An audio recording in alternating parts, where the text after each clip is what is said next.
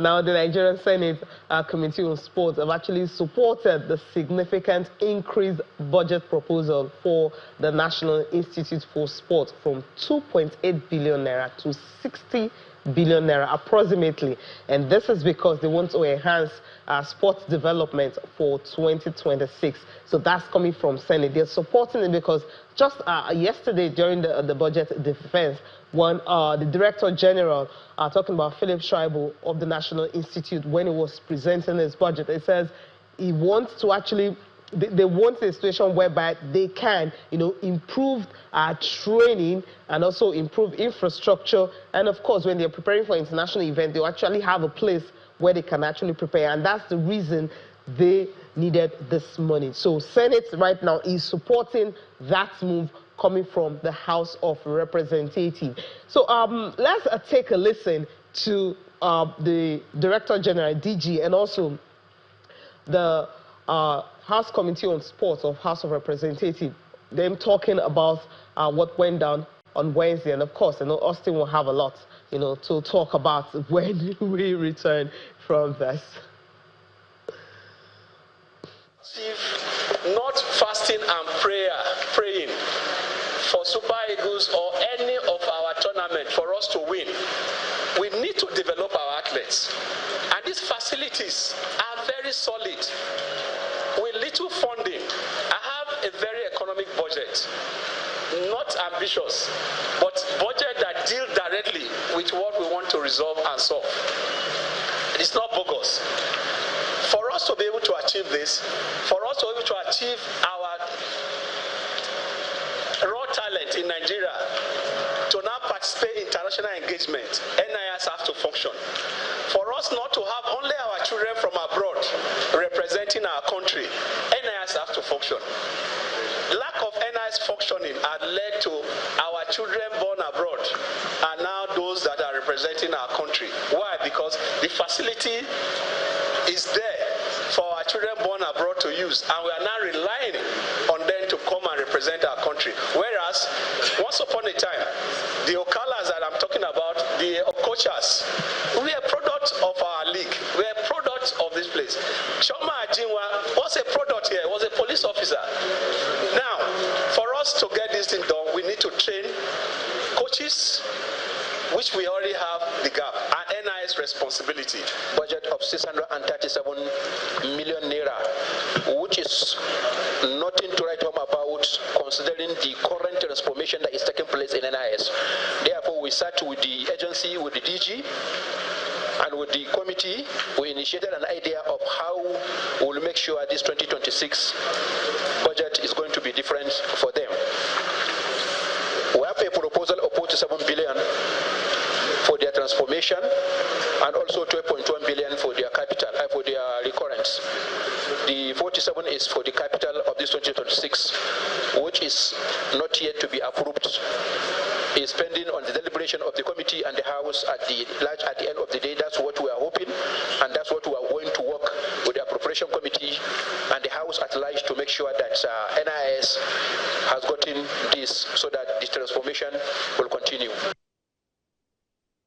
Taking a cue from Chairman House Committee, House of Representative Committee on Sports, Kabiru Akmandu, I mean, the best way is for that development to continue. I know, Austin, you're taking a key from what he just said concerning that money, but the question is, when will that money be out, and how much will actually get to the NIS? Because that's usually where the whole question starts from. It is, because we know that with leadership in Nigeria, not just sports, there's a big problem with accountability and transparency. And that's why sometimes before money will come out, the people who want to bring it out, they want to be sure that, it is used for the right purpose. But I must commend Philip Schreiber and his passion and his approach. And that's why when he was speaking to them, he said, look, relax. It's not bogus. First, we need to transform the National Institute for Sports. And he did so well by letting them know that this is the heart. This is where we can actually make people that when they come out to say they represent sports in Nigeria, they will gain respect. For our people perish for lack of knowledge. And the NIS is responsible for the knowledge that we're talking about. You were there with him. You saw the facility, Cecilia. Yeah. That facility is dead. He's trying to transform it, trying to make it look good again. He needs money. And that's why now that they understand, the House of Reps members are saying, look, what is 630 something million?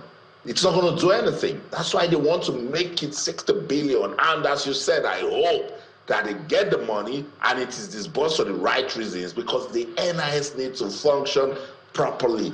And we will start seeing the good things of sports in Nigeria, happen again. Because that is the soul of sports development, science and education. Boluwaji, I don't know what to add again. The NIS and what it stands for. Yeah. You think this can actually be the right step towards, bringing it back to its glory days? Yes, I believe you. I agree with you. You've mentioned a lot of key points. You mentioned the last one you mentioned, which is science, is very important. I mean, nutrition is quite important when it comes to building the next talent and all of that. The performance also, gauging the performance of this players, of this sports, kids' talents are very much important. And like you said, this money is huge. Putting them, putting this money to good use, and in terms of facilities, coaching, doing a lot. I mean, it's a whole lot. It brings about a lot of international exposure. So all of these factors, I hope this money is being used judiciously, because this money is big, and if you don't use it well, it's still going to be we'll still keep suffering from the sport, and there will not be development and growth at any point. I hope they understand it won't be business as usual. The money should be spent for what it is meant for. Yeah. For the development of the institutes, and that's the only way sports can actually move forward, where athletes, coaches, and all of them have a training facility they can go back on, and you don't have to travel out of the country to camp players. Of course, you'll also be looking for money to do that. But let's move on from this and quickly go to the Davis Cup. I mean, that's one of the, where the draw was done earlier today, that Nigeria will face Morocco in World Group 2. The fixture that is set for September, that's from 18th to 20th precisely.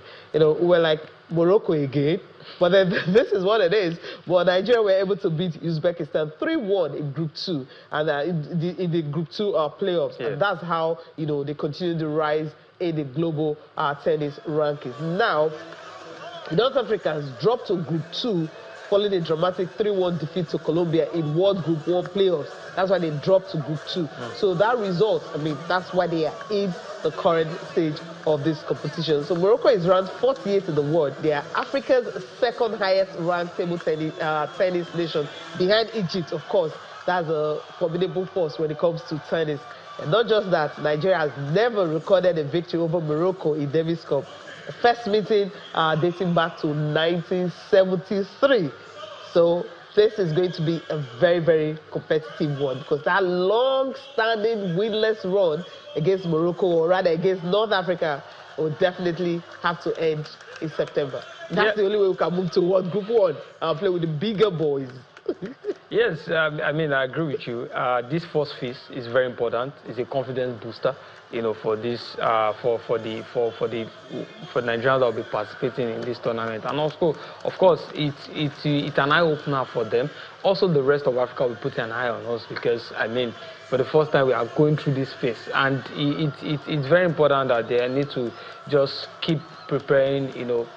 Putting so much work, and also performing under pressure, because it's a whole long way back, 1973, and I hope they can do better and put us on that international stage and say yes, we are ready. Yes, we are ready, right? Austin, that readiness is actually key, because it's September, so we have a long time to actually prepare for this and show Morocco that, look, we may have been losing to you guys, but it's time to actually reclaim that sport. We're not giants of Africa for nothing. We've got the population. We can ride on that, right?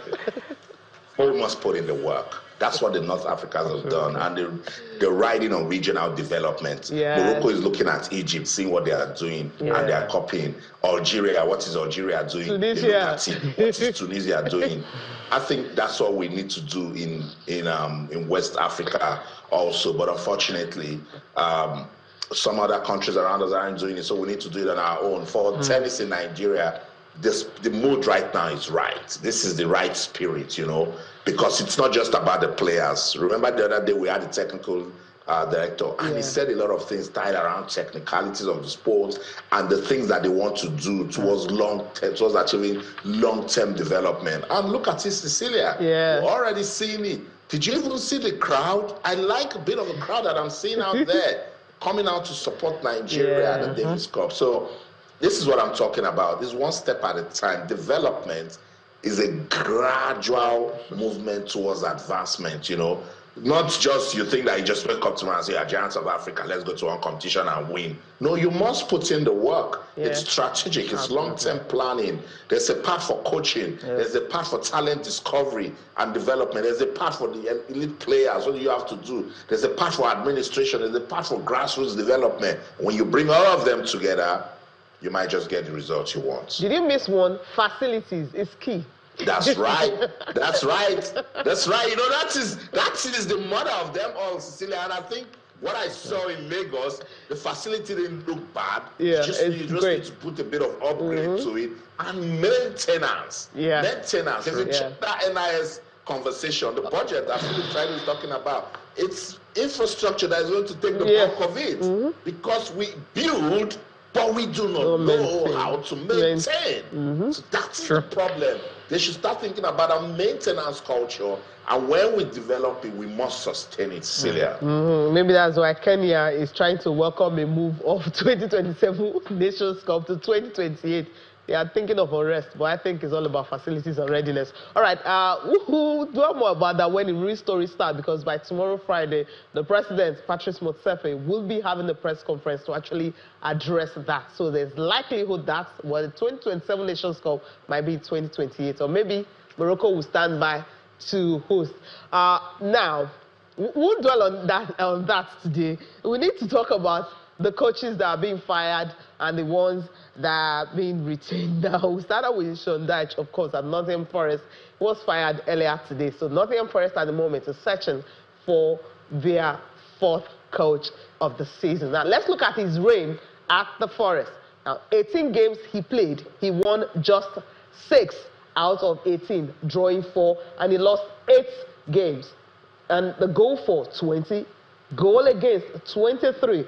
What's the ratio? 33.3. And that's why he's no longer on the job. Now, take a look at Nottingham Forest's current sitting position under Dyche.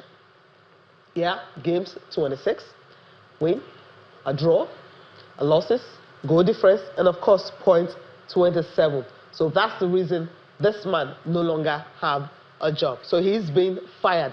That's his record. Austin, were you expecting this to happen? Or should I start off with you first? I mean, you know, we have people there, so that's why we are interested in this one. Yes. Olaina is there. Yes, Audi is also there.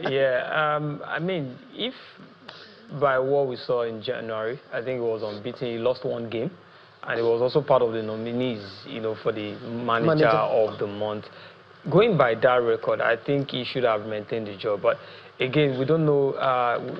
Maybe the draw with Wolves. Yeah, that goal actually, last night. You know, spark something from the owner. 3 points above relegation. Exactly, and they're also struggling. But I feel they've got enough quality, you know, to actually beat the drop in the end. But again, too many sacks here and there. I know if it's not working, you have to fix it and all of that. But again, I think he should have just maintained your job. I don't think he deserves to be sacked. But again, Evangelos has other ideas, and let's see who the next manager and what he can do.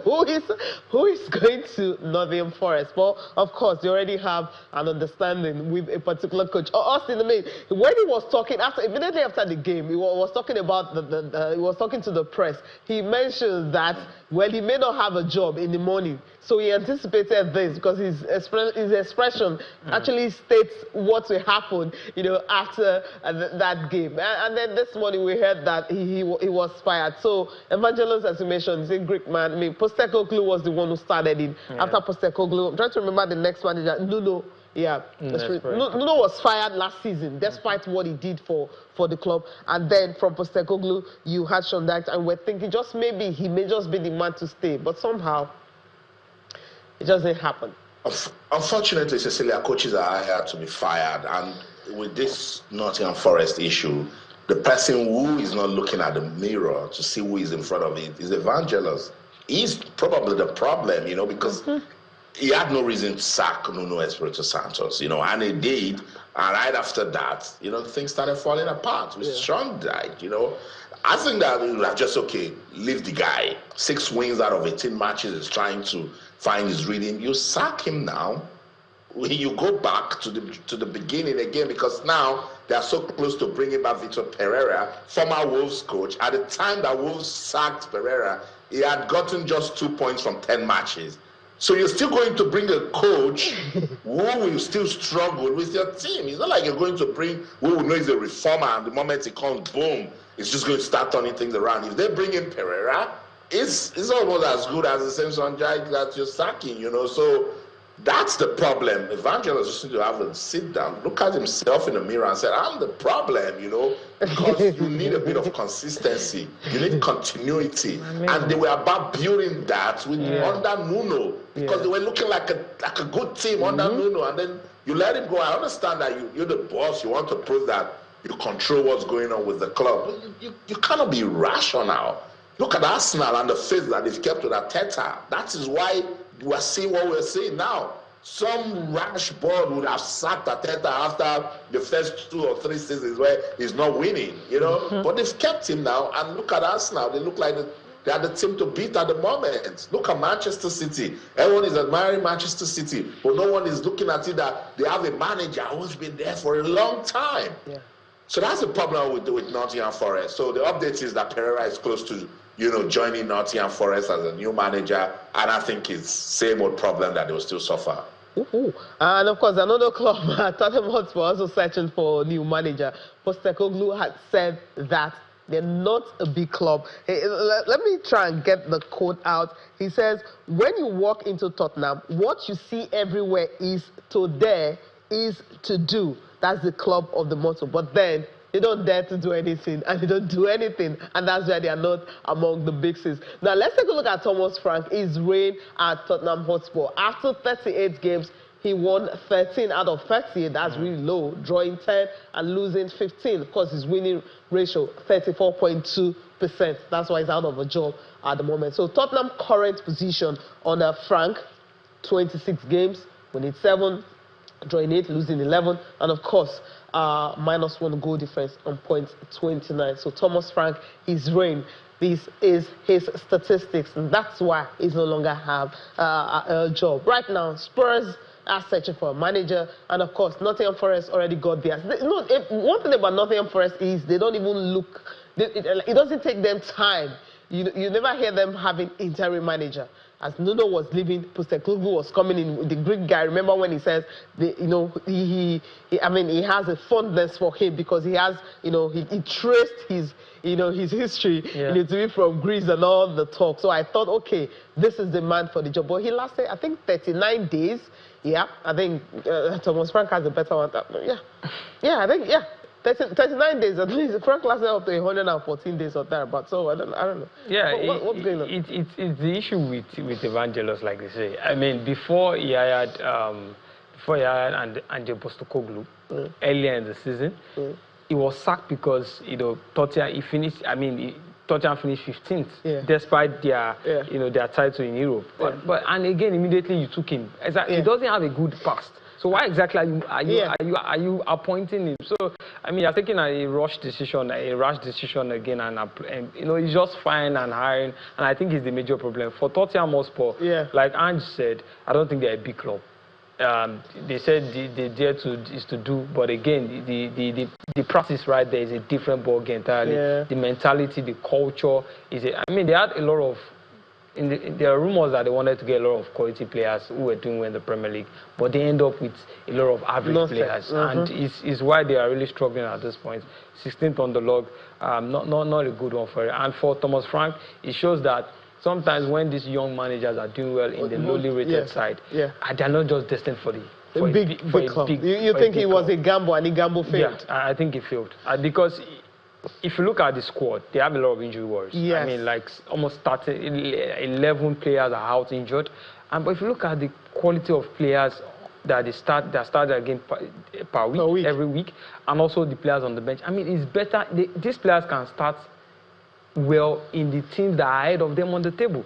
The likes of Everton, the likes of Fulham. I mean, these players will start in those teams. So if you can't bring out the best out of this quality, so you need to go. You deserve to. So Thomas Franco is a gamble. I mean, also, if you take a look at the long history of Spurs coaches, they've had Terry Venables, they've had John Graham, they have Harry Redknapp, of course, stayed for a very long time. They had Jose Mourinho, they had Antonio Conte. I mean, Jose Mourinho, a day to play cup final, he was asked to go, and Postecoglou won the Europa League for them after 17 years, their first trophy. I mean, he was asked to leave. So it's a club who is really, they don't understand what progression means. I don't know how to actually describe this particular situation. I think they're just about the business, and everyone was blaming Daniel Levy, but Daniel has dropped some of his powers now at Tottenham, and the problems are still there. So I think it's a board problem.